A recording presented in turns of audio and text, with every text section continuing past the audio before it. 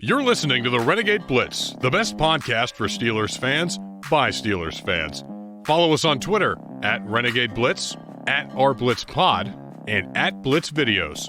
Read articles on RenegadeBlitz.com, like us on Facebook, and subscribe to our podcast on your favorite podcast app. Okay, welcome to the Renegade Blitz podcast. This is Chris Ward speaking. I'm doing the hosting today. Ty is out of town with some work. I'm here with Brandon Walker as always, and we're going to interview Detroit Lions beat writer and editor-in-chief for the Pride of Detroit, Jeremy Reisman. Jeremy, how are you doing? I'm doing well. Thanks for having me. Yeah, no problem. The Steelers are on a 4-game winning streak and can move into first place in the AFC North on Sunday with a win against Detroit. The Lions are struggling right now with first-year head coach Dan Campbell with a record of 0-8. But as we saw last week, there's nothing certain in the NFL, and the Steelers are in no position to overlook this Lions team. I know the Lions, have been having their issues, but do you think Dan Campbell has what it takes to eventually turn the franchise around? It's a good question. It's definitely too early to tell for sure, but he has, I think, the leadership quality in him.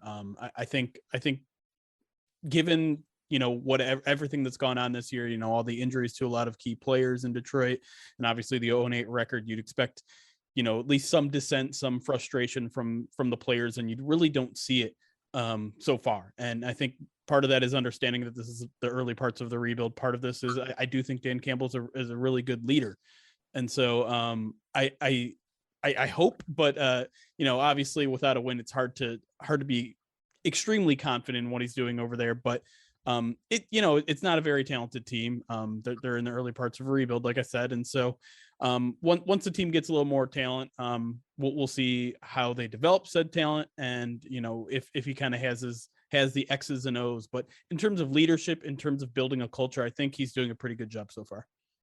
All right. Yeah. The Lions have been off and on competitive this year. They'll lose in the last seconds, just like they did with the Ravens. Mm-hmm. And then they'll lose to a mediocre at best, and I'm being nice, Philadelphia Eagles team. Yeah. Why has there been so much inconsistency? I know it may be a lack of talent, coaching. What do you think is the main issue with why they can't stay consistent? Yeah, I mean, I think most of it is honestly the youth of the team. They're playing, they're starting cornerbacks. They have an undrafted rookie on the outside. They have an undrafted rookie starting at the nickel. Going into the season, their 53-man roster was the second youngest in the league. So I think, young players are inconsistent, right? They play well at times. They don't play well at times. Obviously, we've kind of seen the extremes. Like you said, they went to the wire with the Ravens, probably should have won that game. And then, get blown out by a bad Eagles team. I think, and Dan Campbell was the first to admit it, they just simply got out coached in that Eagles game. The Eagles came out with some fresh looks that they weren't expecting, and the Lions just weren't prepared for it. So, I guess it's also important to point out that a lot of Lions coaches are also kind of new at their jobs. A lot of people are hyping up Aaron Glenn, the defensive coordinator, as a really good coach and motivator and things like that, but he's also a first-time defensive coordinator. Obviously, Dan Campbell's pretty much a first-time head coach. Obviously, he was an interim guy there in Miami for a little bit too. But brand new coaches, brand new players. It's a lot of inexperience, and I think you're going to see some inconsistencies in that first year because of it. And Jared Goff hasn't panned out with the Lions so far, according to Pro Football Focus. Goff's passing grade of 64.0 ranks 25th among quarterbacks with a minimum of 150 dropbacks, and Goff has a 8-6 touchdown interception ratio and hasn't thrown for a lot of yards. What's been going on with Goff, and do you expect the Lions to draft a quarterback in the draft? I certainly think it's possible, and if not probable. Obviously, the draft class is not really what you'd want it to be as a team that's lined up to potentially have the first overall pick. There's not that number one guy that everyone wants, so that could mean they kick the can down the road a little bit because they have so many weaknesses all over the roster. In terms of what's going on with Jared Goff, I mean, it's a lot of the things that was going on at the end of his Rams career.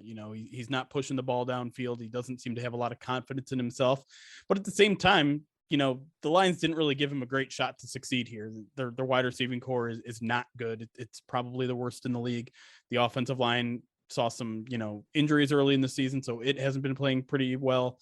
so far, and the running game hasn't been there like it was early in the season. So Goff has kind of been set up to not succeed, and the way his contract is set up, I think he's at least going to be on the roster next year as well. The question is whether the Lions bring in some sort of competition for him, and I think they will, whether it's in free agency or early in the draft. But it's just not looking like a great year to want to get a quarterback. But at the same time, I think Goff is who the Rams thought he was. And so, yeah, I think quarterback is on the short list of things to get, whether it's this year or the year after. All right, that's good. You talking about the skill positions that's been. We're talking about DeAndre Swift and Jamal Williams. They both are averaging 4.4 yards a carry, while Smith is more of a weapon in the passing game, and Jamal Williams is the runner. How do you think about the duo of running backs? I like him, honestly. Jamal Williams isn't going to play this week, unfortunately, and he's really been the between the tackles kind of runner that has shown a lot of consistency. And I think part of it is just his decisive running and physical running style that works well with how the Lions block. Swift, on the other hand, hasn't had that same success up the middle. In general, he's only averaging, I think, 3.2 yards per carry. So they're going to have to figure out something there in terms of getting him going in the running game. But like you said, a huge weapon in the receiving game. And I think they want him to be their Alvin Kamara.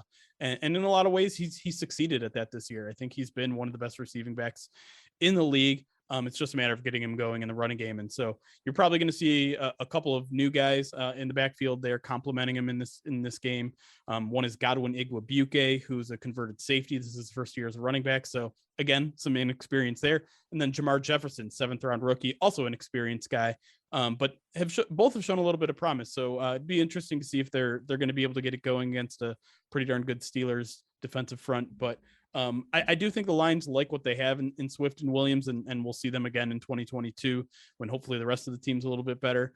But again, those two are kind of running towards the end of their contracts as well. So, it is also possible that the Lions dip into running back in next year's draft. I think there are a lot of possibilities for draft picks next year, but for now, I think they like what they got. And that running back, sorry. I was going to say about DeAndre Swift. He went to St. Joseph Prep in Philadelphia. I remember actually watching him in high school because they faced the Pittsburgh Central Catholic, who was like a premier high school football team. But what are the Lions fans' thoughts on Swift since being drafted there? Yeah, and he was definitely excited to play the Eagles the other week because that was his childhood team. But yeah, I think most people are pretty happy with Swift. I mean, like I said, he really dynamic threat in the receiving game. You get the ball in his hands in open field. He can do a lot of things. He's shifty. He's shown actually this year he's been very, very physical with some stiff arms, some trucks. So I think people realize that he's a pretty good threat when he's in the open field. The trick is getting him in the open field because defenses are starting to get savvy to him. That the Lions don't have a great wide receiving core, as I mentioned, so they've been kind of keying in on Swift and keying in on TJ Hawkinson, basically the team's two biggest threats. And so the Lions are just kind of having a tricky job trying to find creative ways to get him the ball. And again, like the between the tackle stuff, I think is also a concern. He doesn't really have the vision that a Jamal Williams has so far. But that's something that they're still developing because, he was injured a lot of his rookie season. So in a lot of ways, this is kind of his rookie season. So with Deuce Staley, the running backs coach, I think he's starting to show a little bit of that development, but there's still a significant ways to go. And the Lions don't have any big names really at the receiver position with Khalif Raymond, Amon-Ra St. Brown, and Kadero Hodge as the top three receivers. Tight end TJ Hawkinson leads the team with 48 receptions for 448 yards. And the aforementioned DeAndre Swift is second with 47 receptions. Have any of the receivers shown promise? And how did the Lions get to this point where, they lack a true number one wide receiver? Yeah, they faced a lot of difficult decisions in the offseason. Kenny Golladay was a guy who wanted 10, 12 million a year. And at the beginning of the rebuild, the Lions had to decide whether that was worth it or not. And they decided it wasn't worth it. Obviously, the Giants are kind of figuring out maybe it wasn't worth it for them either. Marvin Jones, another good receiver that wanted to seek money elsewhere. And so, given that he was kind of 28, 29 years old, again, Lions trying to get young at the beginning of the rebuild. It's why they let two talented receivers go. And so, yeah, they were kind of left bargain bin shopping with Khalif Raymond. They tried Tyrell Williams, who they kind of expected to be their number one guy. He suffers a concussion in week 1. Now they released him with an injury settlement just now. So it's a serious concussion that kind of hurt them. They took a risk on Brashad Perriman, hoping to kind of reclimate that first round project. That didn't work either. He didn't even make it out of training camp. So they found themselves in a really tough situation. But in terms of promising guys, Khalif Raymond has done some nice things in the open field. And I would say probably their most, promising prospect is that rookie you mentioned, Amon-Ra St. Brown. And what's interesting about him is he's basically played exclusively in the slot so far through, 8 weeks. But during the bye week, Dan Campbell decided that he needs to be on the outside a little more. He's got enough talent where they think maybe he can do some damage on the outside. So we're going to see that from him really for the first time this week, it sounds like. And it's not going to be all the time. It kind of sounds like maybe when they go 3 wide, Amon-Ra will be in the slot. And then when they only have 2 outside receivers or 2 receivers in the game, it'll be Amon-Ra on the outside, probably with Khalif Raymond. And then they also added Josh Reynolds this week through waivers. Lions have the first waiver claim being the worst team in the league. And Josh Reynolds is a guy who, spent 4 years with Jared Goff in Los Angeles and did some pretty good things there.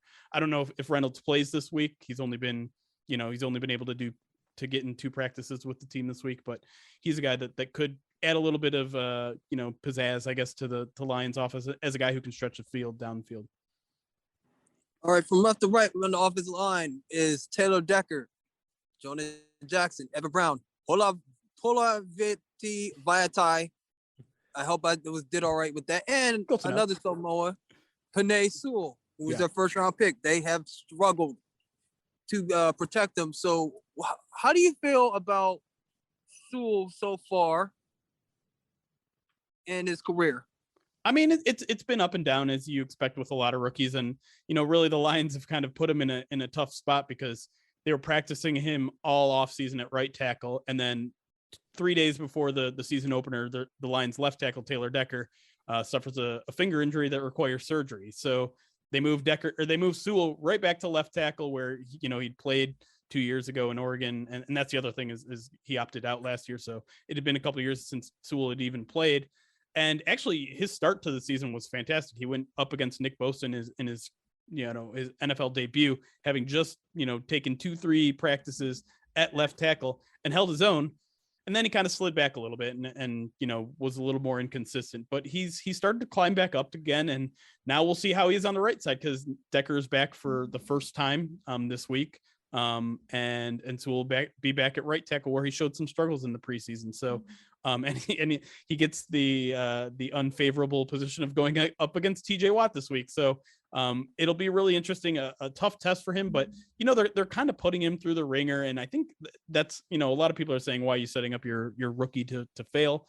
I think they're doing it to see how he responds, put him in some tough positions, see how he reacts. And if he, I think they think he's a very mentally tough kid and will be able to kind of withstand that storm. And I think they're probably right about that. And so, with Decker back, I think they'll do a little bit better job of protecting Goff in the future. I think there's a tough matchup with TJ Watt and Penei Sewell. I think Watt is exactly the kind of guy that Sewell's struggled with so far, those kind of speedy options that they have a ton of moves. And obviously Watt has the capability of making a lot of right tackles look pretty bad. So, it might be a rough go in day one at right tackle for Sewell, but I have a lot of confidence that guy's going to be all right. Yeah, and Sewell, he's kind of like when Juju Smith-Schuster entered the league, and he's really young. He just turned 21, right? Yeah, just turned 21 about a few weeks ago. So yeah, that's a great point too. Yeah. Moving to the defensive side of the ball, the Lions have struggled like the offense, allowing 30.5 points per game, which ranks 31st in the league. In the Lions 3-4 scheme, they have Michael Brockers, Elaine McNeil, and Deshaun Hand on the defensive line. And then they have Trey Flowers and Charles Harris as their outside linebackers. The Lions rank 29th in run defense, allowing 134.5 yards per game. How do you think they match up with the young Steelers offensive line, who has been up and down this season and are coming off a poor performance against the Bears?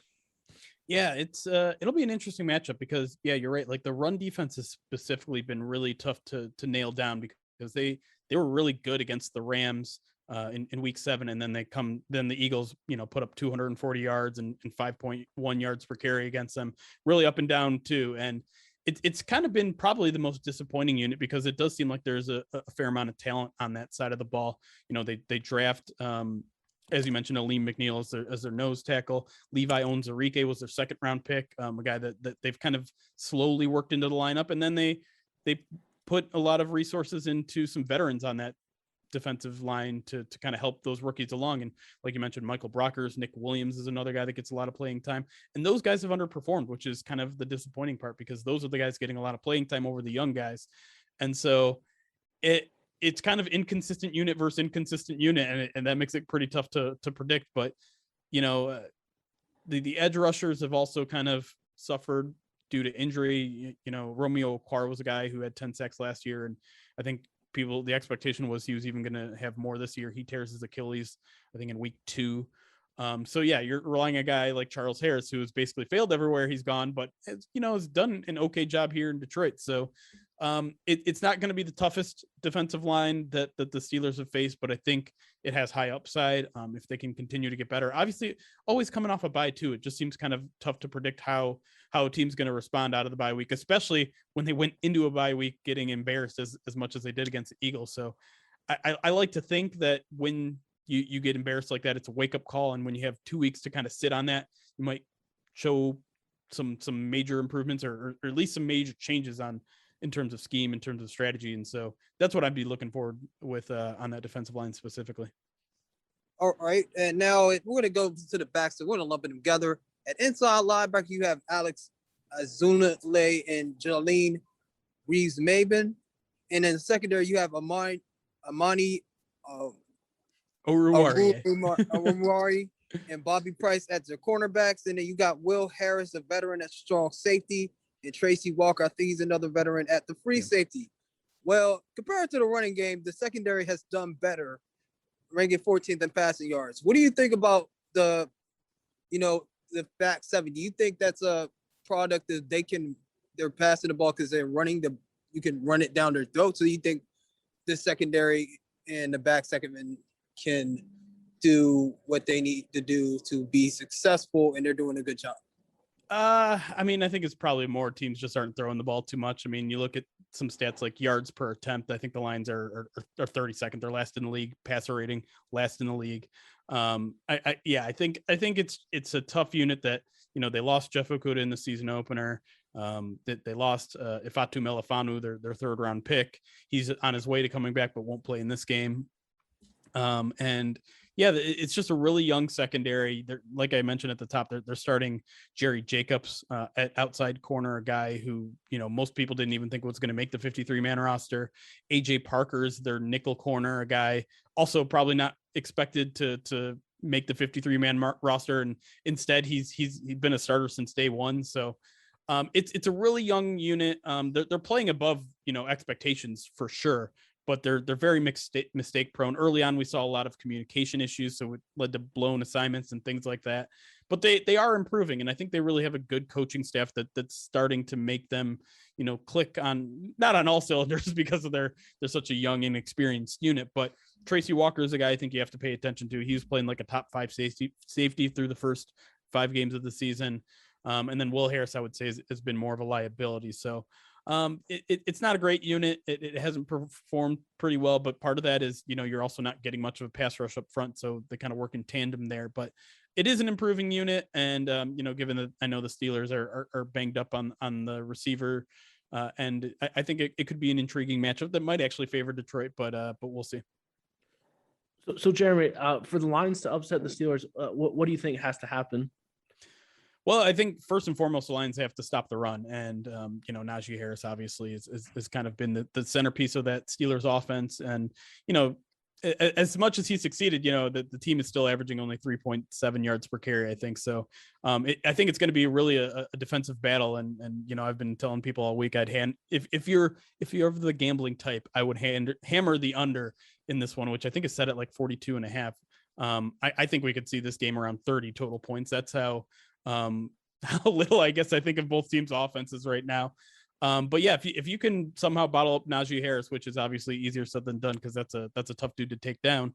I think they have a shot. Low scoring games tend to be close games, and the Steelers tend to. It seems like based on past couple of years, really. They like to play in a lot of close games, and anything can happen in one of those close games. So you bottle up Najee Harris. Maybe you get a turnover or two to help out the Lions' really, really struggling offense. That's the tough part for me. Like, I could see maybe the Lions doing an okay against the Steelers offense. I don't know how this Lions offense, succeeds against a pretty good Steelers defense, because the Lions, they haven't scored more than 20 points since week 1. And I don't know how they do it against the Steelers this week. Maybe try to run the ball a little bit, but again, without Jamal Williams, I think they're really going to struggle there. So the Lions have said all week that they're finally going to, push the ball downfield a little bit, something that they basically haven't done all season. And, maybe having Amon-Ra on the outside will help doing that. But I do think the Steelers secondary is maybe a little vulnerable there, but, in order for Jared Goff to pass the ball downfield, he needs to be protected, which is going to be tough against the Steelers defensive front. And he needs to actually do it, which we didn't see in the past 2 years in LA, and we haven't seen it this year in Detroit. So there's some sort of mental block, I think, with Jared Goff to push the ball downfield. And if he can get over that this week, maybe there's a shot, but it's tough for me to see the Lions putting up a lot of points, which makes it tough for me to see them win this game. Okay. I see where you're going. We're going to have another 2-pronged question. What do you think the score is, in an honest opinion? And if they do lose, do you see them going 0-17? I don't. It's really hard for me to see them go 0-17 when we mentioned it took a 66-yard field goal for the Ravens to beat this team, and took the Vikings a 54-yard field goal at the end of regulation to beat this team. They're going to get close. We've seen a lot of weird upsets all over the place this year, even just this Thursday. Obviously the Ravens getting beat by the Dolphins surprised everyone. Upsets happen all the time, and it could happen in this game. Like I said, I think the Steelers are vulnerable in some places where, a normal team could exploit them. I don't know if the Lions are a normal team that will be able to, but yeah, like I said, I expect a low scoring game in this one, fairly close. I've got it Steelers 20, Lions 10. So Jeremy, what's the feeling in Detroit about the Lions, and really the constant losing, and like how are the ticket sales going in Detroit? Like how does the fans get hyped up for this team? Oh man, it's a tough sell right now. I would say the optimism is actually strangely high right now. I think a lot of people are really into Dan Campbell. I mean, he's a very charismatic guy and easy to like, and I think that's part of the reason he's a former Detroit Lions player. He played for the Lions for a couple of years as a tight end. So I think he understands the city very well and understands how to motivate a city and really get the city on his side. That being said, if you're talking ticket sales and things like that, everyone is already talking about the draft. This season is a wash. People have kind of given up on it. I mean, it's an 0-8 team. Obviously, you're going to kind of give up on them in terms of playoff hopes or anything like that. So yeah, ticket sales are almost near an all-time low since they've moved to Ford Field in, I think, 2002.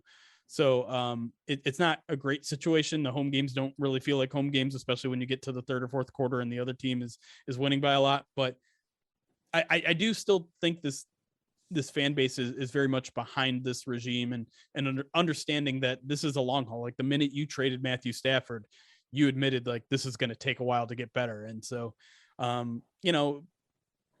a Lions fan is nothing but patient, and so I think that patience is really kind of being tested this year so far, and they're still patient, but they're not showing up to the games.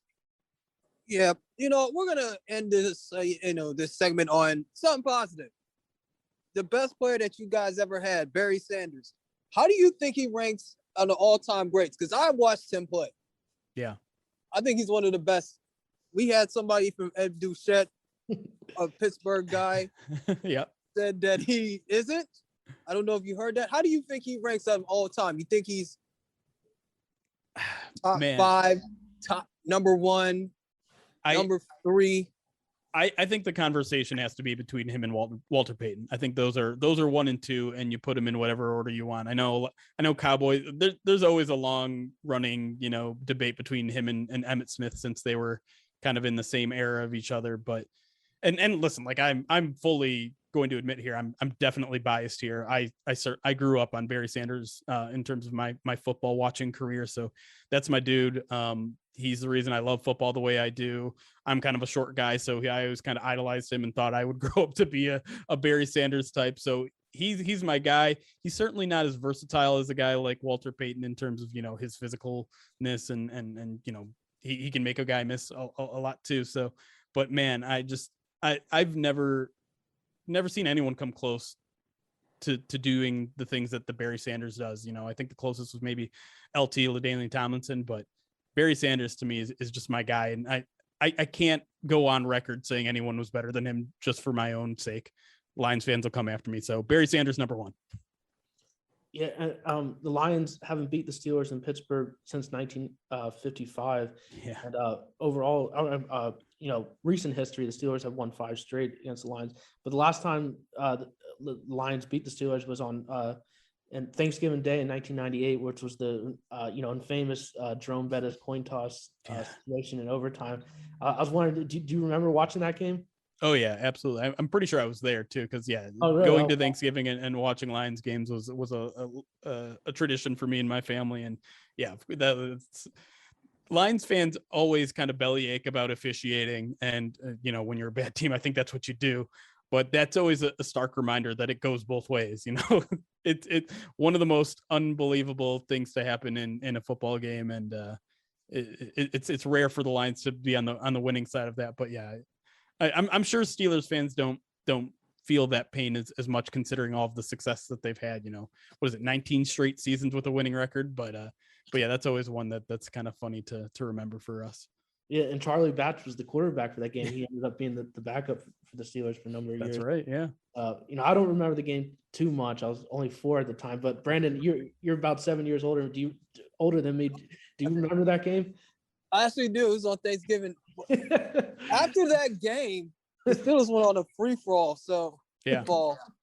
I remember that season, and that was it. I remember because that other game, I know where they're going on. That was when that Moss game on Thanksgiving. Yeah, you're right. Yes, right after that. I enjoyed that. Our last question, I thought about, what was everyone's thoughts when Dan Campbell was talking about biting kneecaps when he was introduced there in Detroit? Man, I'll tell you what, like the national perspective of that press conference was far different than the local one, because I think a lot of people were mocking him. They're like, what is it, like this fake tough guy attitude, and it's silly and whatever.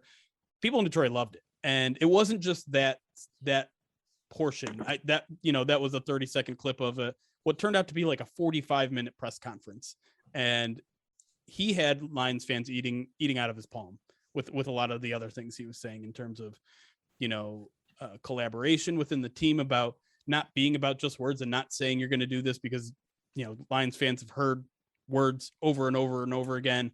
And so I guess it was a little bit surprising to see the national audience be so hyper-focused on that one part. But of course they are, because, that's what, we all have kind of a short-term memory, and we can only focus on things at once. So we focus on this one clip and this one thing, but I'm telling you, like, it went over very well. Like, people were immediately selling kneecap shirts and all that sort of stuff. So it definitely caught fire here. But I think overall Lions fans were kind of more focused on the rest of the press conference, because there were a lot of other interesting things that he said during that 40 minutes. All right, that's all we have for you, Jeremy. Thanks for coming on. Make sure you give what's your handle on Twitter? Yeah, obviously all of my writing is at prideofdetroit.com, and you can follow them at Pride of Detroit. My personal account is Detroit on Lion, all one word, on Lion as in Lion, the Lions, not online as in the web browser. So Detroit on Lion. All right, guys, that's Jeremy Reisman of Pride of Detroit. We appreciate him coming on, and that'll be it for this edition of the Renegade Blitz podcast. We'll have a recap podcast on Monday, recapping the Steelers Lions game, and you never know with NFL, it's really any given Sunday, but hopefully the Steelers come out with a victory, because if not, there's going to be a lot of hot takes coming out here in Pittsburgh about election. But thanks for everyone for tuning in. Thank you for listening to the Renegade Blitz podcast. Follow us on Twitter at Renegade Blitz, at @RBlitzPod, and at Blitz Videos. Read articles on RenegadeBlitz.com like us on Facebook, and subscribe to our podcast on your favorite podcast app. The Renegade Blitz podcast is available on Apple Podcast, Google Podcast, YouTube, Spotify, and wherever else you can listen to podcasts.